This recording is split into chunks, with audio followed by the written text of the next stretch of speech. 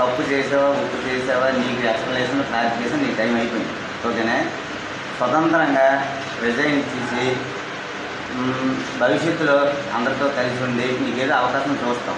మీ పెద్దలందరి ముందే చెప్తాను, స్వతంత్రంగా రిజైన్ ఇచ్చిస్తే భవిష్యత్తులో ఏదైనా వస్తే మీ పెద్దల సహకారం తీసుకొని మీ అందరి మాటతోనే మీకు ఏదైనా ఇవ్వడం జరుగుతుంది.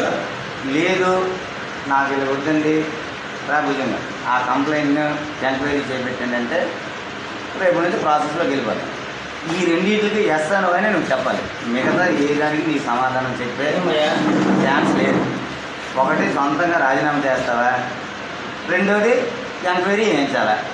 మీ పెద్దలు ఇచ్చిన సాక్ష్యం వాళ్ళ ముందే నాకున్న లెటర్. ఈ రెండింటిలో ఏ నిర్ణయం తీసుకోవాలి. మరి నీకు మాట్లాడద్దని ఉంటుందా? అన్యాయం చేస్తాను, అందరూ నష్టపోయారు. ఎంకరేజ్ చేయించాను మరి నా వాళ్ళని అనుకోవడానికి నాకు ఇంకా ఎక్కడైతే అవకాశం ఎంకరేజ్ పెట్టింది. మరి ఇంకెవరు నా వాళ్ళు ఇక్కడ ఉన్నారు చెప్పండి. పెట్టు అవకాశం నీకు చెప్తాను.